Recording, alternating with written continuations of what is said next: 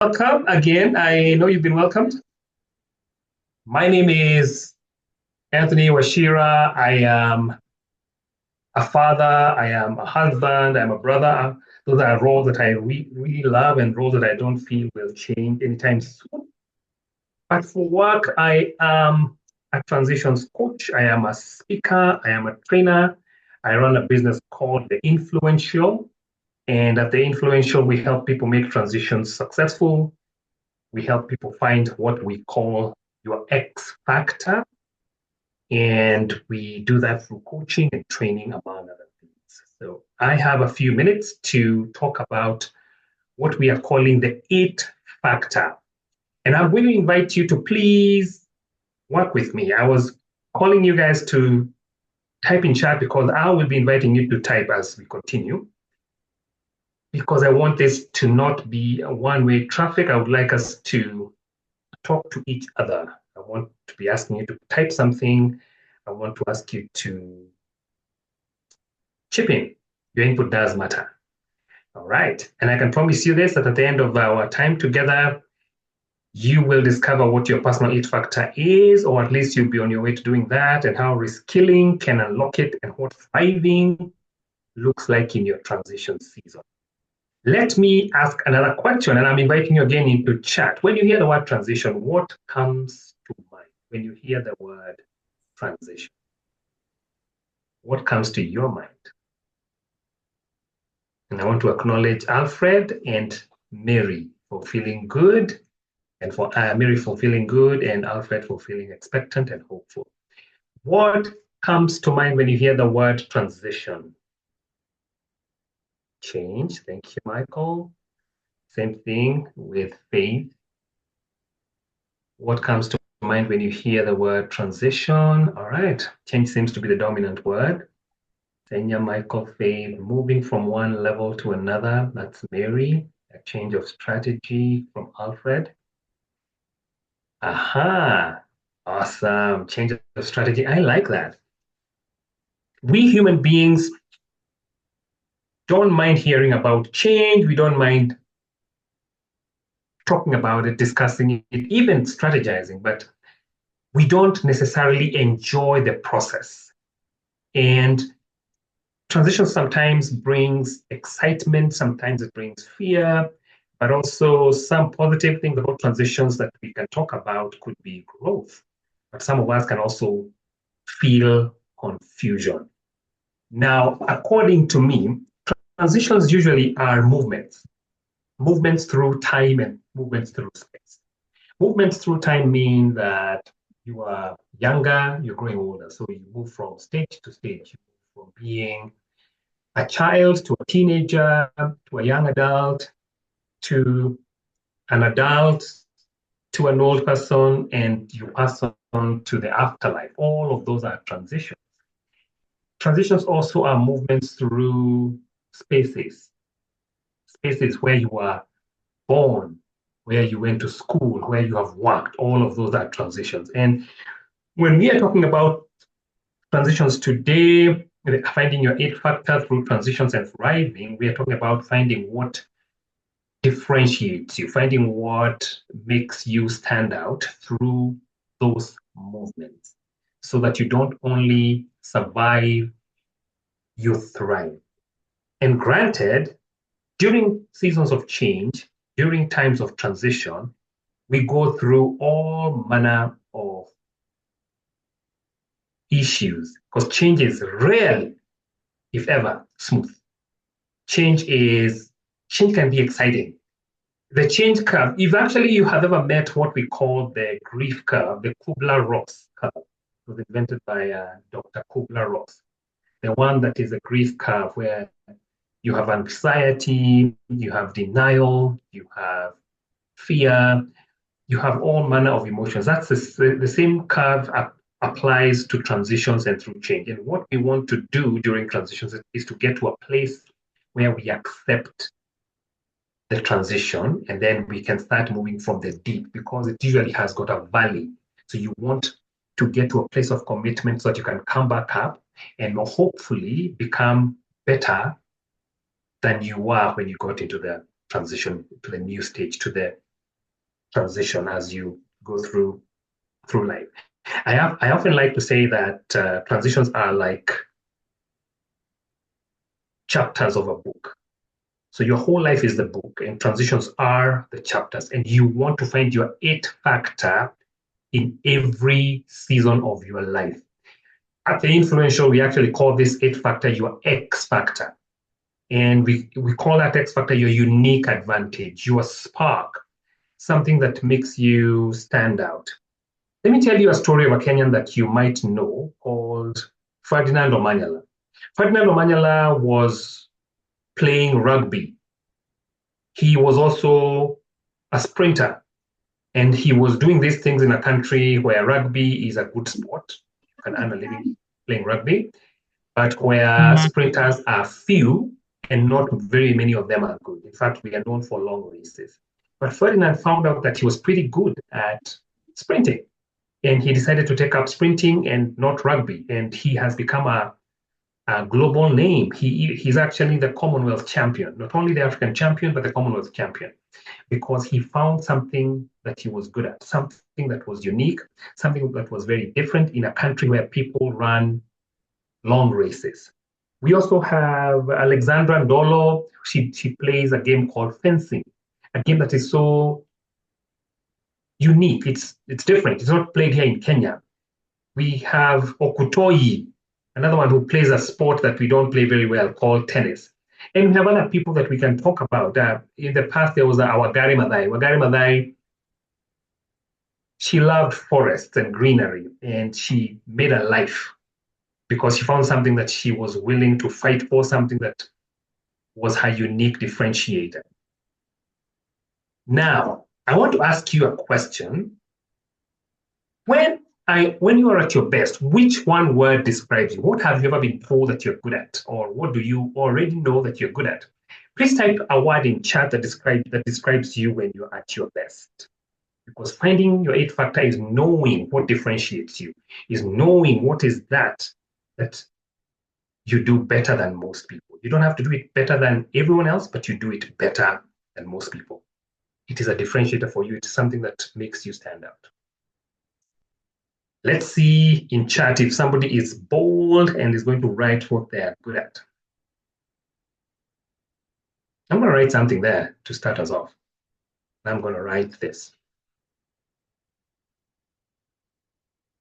I've been told I'm a good communicator, so that's what I'm going to write there. That one of the things that I feel I'm best at is communicating.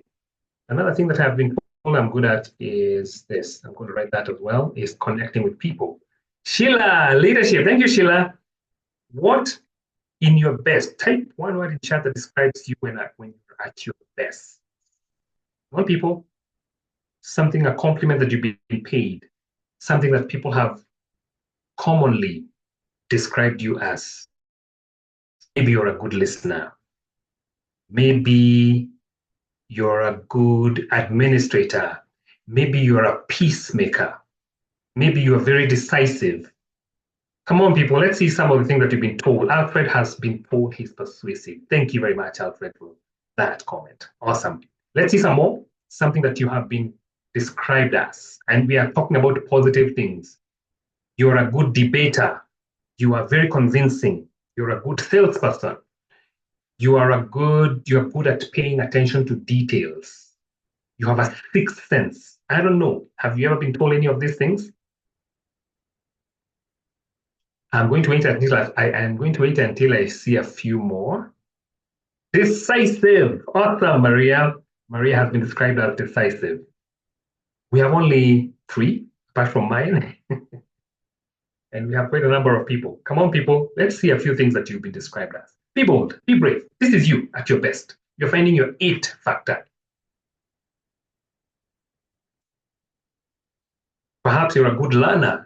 We are living at a time where lifelong learning is a thing. And you might have been described as a learner, that you learn very well, that you are humble. You might have been described as compassionate, hospitable. Any of the ones that I'm saying, if it rings a bell, let me see. Mitchell has been described as social. Skylar is a good strategist and is attentive to detail. And Faith is a go-getter. I like that, Faith. Thank you very, very much. So these are just some of the things. Thank you, those people who have been kind enough to write something there in chat for us. I want to move on in the interest of time.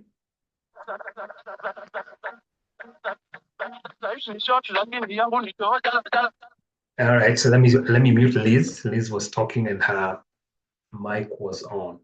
So we are living in a time where a time of great change, a time of great transition. So the world itself is in the middle of transition because of the technical shifts the, that have been brought by AI and the new industries that are coming into play, the new ways of working. So the world is always in transition. We are getting a lot of Gen Zs coming to work. That is something that a lot of us older folks have to learn to deal with. We also have to learn to deal with the technological shifts that are coming into play, with AI being at the center of it. We have not even learned how to use apps, and AI is here. So we need to reskill. We ourselves are going through transitions, personal transitions. Our workplaces are going through transitions, and the world itself is going through a global transition. Now, that may not even be possible to unpack in a session like this. But remember, we said that transitions are movements through time and through space. So the world is going through different times and through a different uh, dispensation. So it is always in transition. And we are talking about reskilling, the eight factor in transition and reskilling. So if the world is changing and I want to thrive, what does that mean for me? Now, I put it to you that your eight factor is a place where you want to grow. And when at the influential, we don't believe that it is one thing. We actually believe that your experiences, your design experiences are the things that you've gone through. Your design, I can liken it to the design that you would find in the cats of the savannah. We have lions, we have cheetahs, we have leopards. All of these three thrive in the savannah, but their hunting strategies are very different. A cheetah is really small. So what a cheetah will do is it will run fast. And the cheetah will try to eat as quickly as possible because if it doesn't finish its food in good time, the food will be taken away. A leopard is stronger than the cheetah, and it catches its prey and puts it up a tree so that it keeps its prey away from hyenas and from lions because those two can easily outmuscle it and can steal their kill. A lion, on the other hand, hunts in a pack, in a pride, and lions can take down big-sized prey. So these are three different cats that survive and thrive in the savannah differently. And your eight factor sometimes comes in your design. So that's why I was asking, what is it that you do best? If you're a good listener, that's one of your eight factors. If you're a good speaker, a good communicator, that's one of your eight factors. If you are a strategist, if you're a leader, if you're hospitable, that is a clue because those are clues. Your design, then your experiences. What have you been through? The things that you've been through they teach you something. They shape you. Experiences shape us. Like if you've gone through difficulty and you have overcome, then you become very gritty. If you've gone through difficulty and you have learned a skill, then you come out better. Those experiences shape who you are. So two things already: your design and your experiences. Then what I call the three other main parts of your X factor are your strengths. What do you do very well? This you can find out or you can get feedback from people. What is that you do really well? Two, what is that you enjoy? And this is very interesting. Your strengths are your superpowers, but your passions are the things that put out a fire in you, fire in your belly, things that make you excited, things that just make you passionate. What are those? If what you love to do is also your strength, then you have found something extremely special. I want to give you an example. I worked in this place and I was employee of the year, yet I hated working there. I was fighting with my bosses, with my colleagues. It was a very difficult place to work for me. I found it like a toxic workplace. So I didn't enjoy it, but I was good at my job. And that's because I had a good work ethic. So sometimes you can be good at your job, yet you don't enjoy it. So your it factor, or in the influential speak, your X factor would be finding what you love to do, something you're passionate about, finding something that you're also good at doing. And then the third part of that is finding your own values. Values are your true north, the things that help you make decisions so that you can say no to something or yes to something because of your beliefs, so that you're not coerced. So finding something that is in line with your strength, that is in line with your passion, that is in line with your values. And then, of course, relying and looking back in your experiences and learning from them, looking at your design, because your design tells you the strength that you have. It tells you some of the things that you might enjoy doing. Then you have found something special. And in that thing, you can find an array of strengths, an array of passions, and your values. And remember this about values. Values, you could keep some of the values that you were given by your parents, or you could change them as you come to yourself and accept new core values. So you don't lose the good values that you had, but the core values can vary in different times of your life. Because if you don't have, for instance, when you don't have a family with children, children may not be a core value, but when you get your children, they can become one of your core values. They can become a reason why you make certain decisions. I don't want to work out of the country if my family is not with me, something like that. I don't want to work away from home because of my children, because of my wife and kids, etc., etc., etc. So those things kind of help you find your it factor. Now, in a time where the world is going through transition, and you're also going through transition, you still want to find work where you thrive, where you enjoy what you do, where you're passionate at what you do, and where you're doing that work in your own terms, so to speak. So, where those three things converge and you find an, something special, you keep reskilling in that area. You find out how tech is interacting with your chosen profession. I'll give myself, for instance. So I worked in logistics for the longest time. I don't like logistics. It's not my cup of tea. Before then, I worked as a technician because at some point in my life, I had studied electrical engineering. Even if you check my LinkedIn profile, you will never find that part because it's not a part that I want to be associated with. I went to school, I did a diploma in electrical engineering, I got a job. I didn't like that job. I didn't like what I'd studied. So I went back to school and studied other things. I loved developing people. So I found something that I loved. I trained for it. I got certifications. I became good at it. So I combined my passion and my strength. So I've been told I'm a good speaker. I'm a good communicator. So I use my communication skills. I use my gift in connecting with people. I love people development. So I also studied as a coach. So I am a certified trainer. I'm a certified coach. And I started a business around people development, which is in line with the values that I have. So do I believe that I have found my it factor? Oh, yes. I actually help people find that factor. And I help them not only do that, I help them thrive. Now, there are times for surviving. There are times for surviving. I went through a time of survival. I lost my job. My last employment, I was actually laid off. In the first year, I actually survived.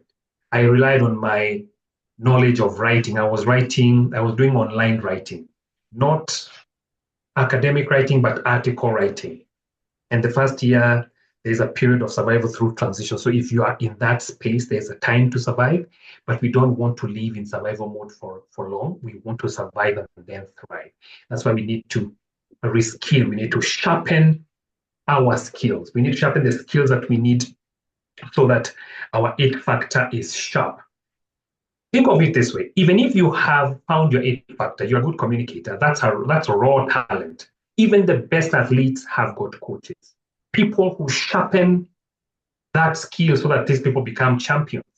If you have Netflix, I invite you to watch a program called The Playbook.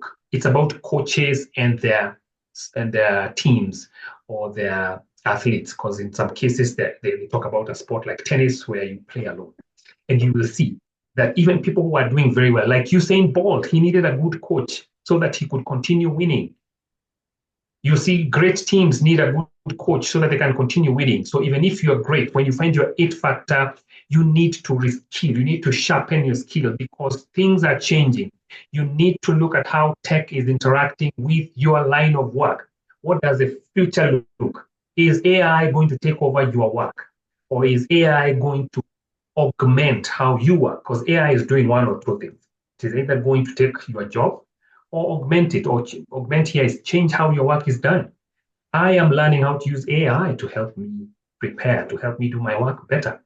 Whenever I open up AI, it will take away my job. I think AI is pretty clever. It tries to tell me that it won't, but I keep my ear on the ground because I don't know. Maybe AI will start training people and coaching people. And I have to think about what else I'm going to do if that happens. But I am convinced that people skills, the skills where we need human interactions, skills work, the type of work where we need emotional intelligence, where we need the human touch, AI is not going to take that. And I have even gone as far as checking online for jobs that AI cannot take. And I'm happy to say that there are jobs that AI will never take, will never replicate. But that's your homework. You can go in and check that. So here's what I want you to reflect on as I close and then welcome any questions. What's one skill you have that's still relevant in this age? Because remember, like I've told you, you get an array of skills, things that you're good at, an array of passions, things that you enjoy doing, and a number of core values. So any connection of those three things can give you an it factor. So look for one skill that you currently have that's still relevant, and one skill that you think you will need in the next 3 years. You don't have to share that with me. That is for you to take away because those are the skills that you might want to start sharpening. You know that AI is interacting with your work. You know that that means you need to reskill. Sometimes it's resharpen. You know that you are living in a world that is in transition, and you know that you need to find your it factor so that you remain relevant. Otherwise, you'll fall into survival mode, which is not where you want to be. You want to be in thriving mode. I want to stop at that and welcome any questions or any thoughts. I chose to not share slides.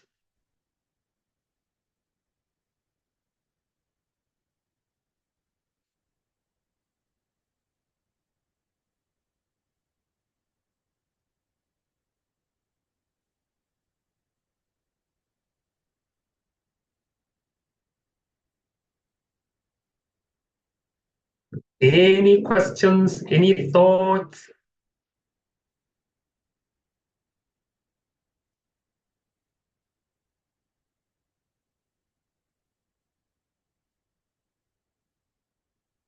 Feel free to put it in chat or just go off mute.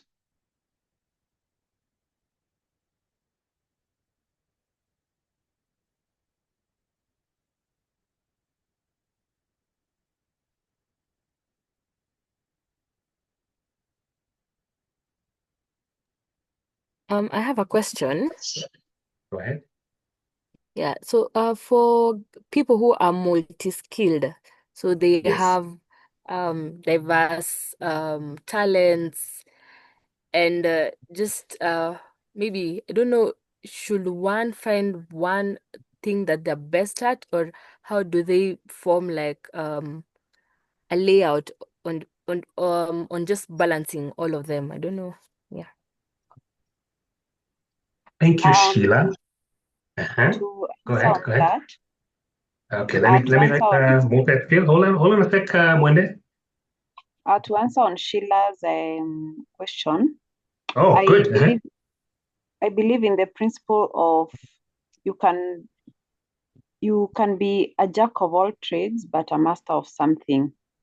So, for example, in the line of human resources, you can be a payroll administrator. You can also be in accounting. I hear those people who have done BCom, wako na skills kidogo za accounting, HR, finance. And okay, from where I sit as a human being, I believe you cannot be scattered everywhere in every office. leo uko finance, kesho uko audit, siku ingine uko human resource. Yes, you are good at all those, but find your own niche where even if you're not in the office today, someone can say Sheila is good at recruitment or payroll management. That department cannot move when you are not there. But when you are moving up and down from one department to another, at times, even if you're talented in everything, you lose yourself. I tend to believe that. Yeah. Thank you very much. Thank you very much. I'll lend my thoughts to Mwende. I agree with Mwende that you can be a jack of all trades, but you do need to be known for a mastery of something. And finding your it factor does not lock you into, you're not locked to one thing per se. This is my belief that you can have a different it factor for different reasons. I said that transitions are like pages in a book, if are like chapters in a book. So this chapter, you might need to be so and so. You might need to call on some different strengths to survive, or to survive and thrive in this chapter. Then in the next chapter that comes, you might need to call on a new strength and a different passion to survive, thrive in that chapter. But having said that, what Monday is saying is really, really good. That you want to be known for something because your it factor, what you do better than most people, your combination of strength and passion. When you find something that you do very, very well and that differentiates you from the rest, she talked about that when you're not here, it doesn't get done the same way. So you are able to make your contribution and you're also able to create a legacy, the kind of legacy that you want to leave behind. Sheila, please let us know whether that one answers you. Yes. Thank you so much, Mwende and Anthony. Yeah. Anybody else? Let's hear from you, even thoughts. And thank you, Mwende, for that answer. Anybody else?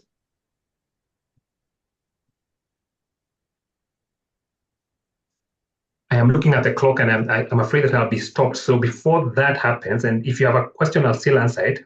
I just wanted to say that I want to give you just 3 steps that you can use to find that it factor for yourself.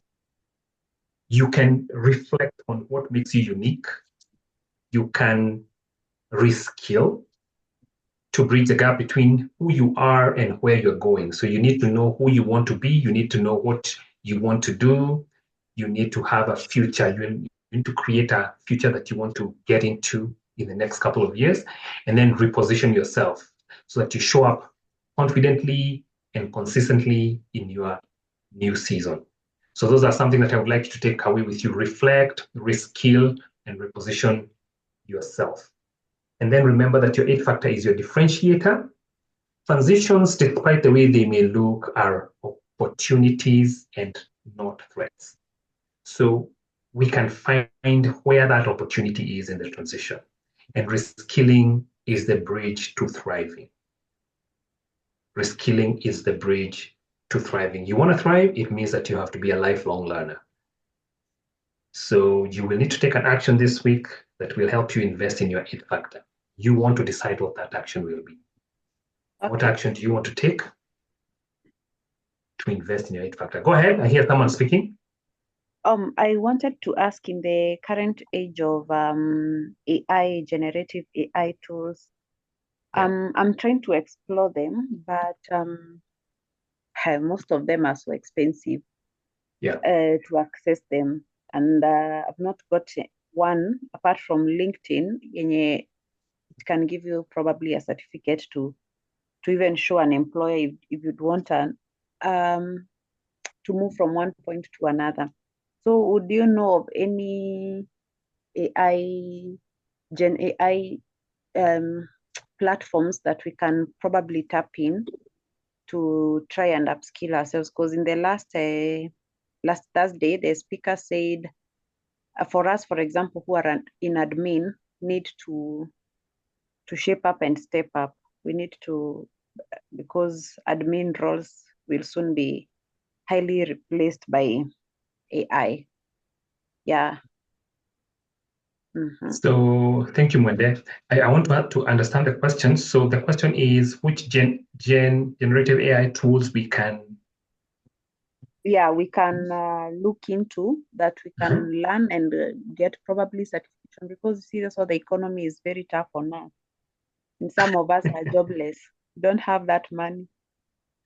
All right, Wendy. Sorry for laughing. You made it a bit funny. I apologize for that chuckle. But yeah, that's a fantastic question. And I would say I have seen on YouTube some people offering mini micro courses and mini courses. I've seen on, I think I saw Google has a short course on AI. I would begin with the free stuff and then practice some of those things they're saying, and then follow influencers or people who. There's a certain Kenyan whose name I'm forgetting who actually trains. He has a short course on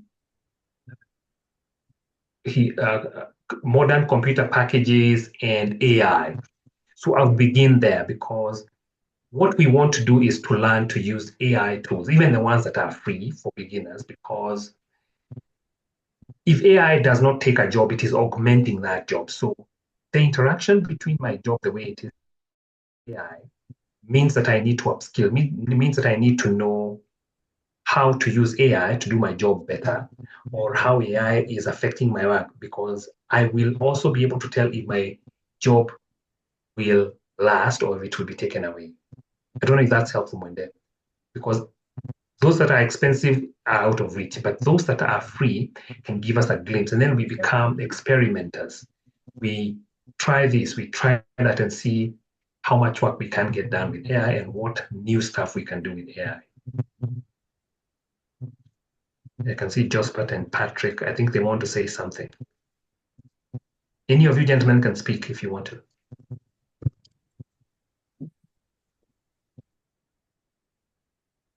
Patrick Chalo. Josphat Langat. Want to say something? Your mic is off.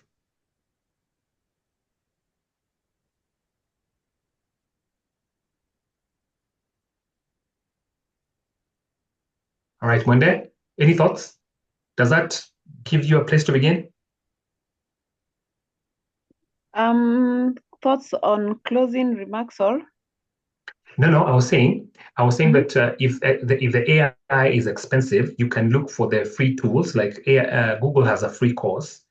You can also Oh, follow the influencers who use AI, Kenyan ones, who teach us tricks and ways to use AI just to see how it interacts with your role, and also to think about a possible other role that you might have to do in case oh, AI completely takes over admin work. What else would you do?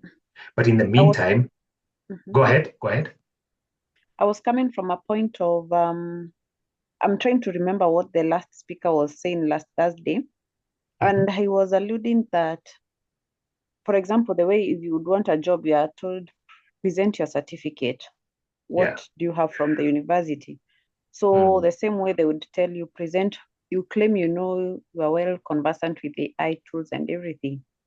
Show Mm. us what you have, like in form of paper. And we all know Kenya is paper based in terms of employment. So with free tools like YouTube, yes, they are there, but with no certificates to show for Ah, I that, like that yes, you question. did this.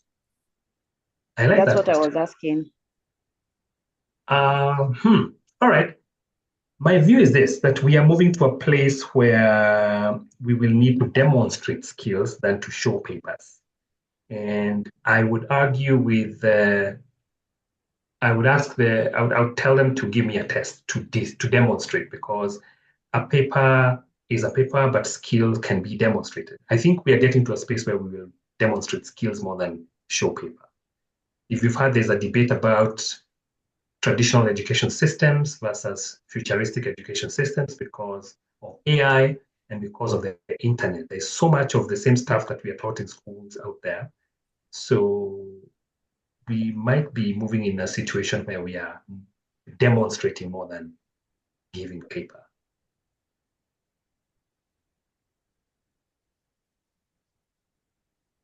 Anybody else? I think we are losing we are losing the audience one by one by the look of things.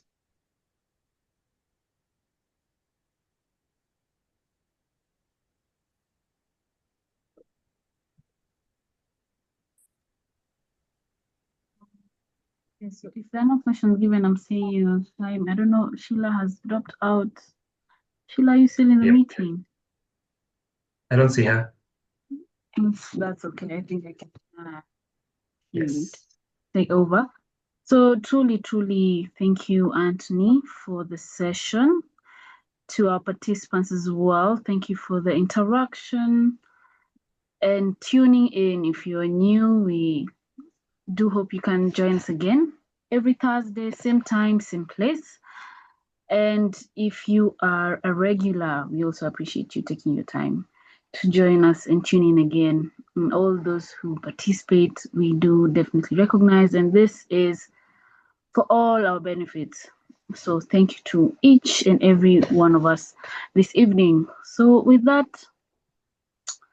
Alvin, if you're in the chat, you can, I believe you can close without a prayer. I can see Anthony has also shared his YouTube handle, his LinkedIn.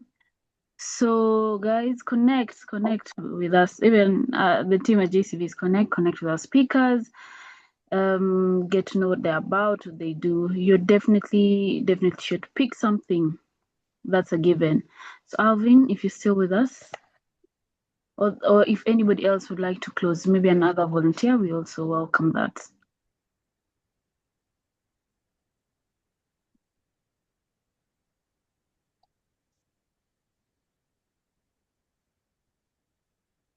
Okay, thank you. Thank you, Anthony, for that. For the good for the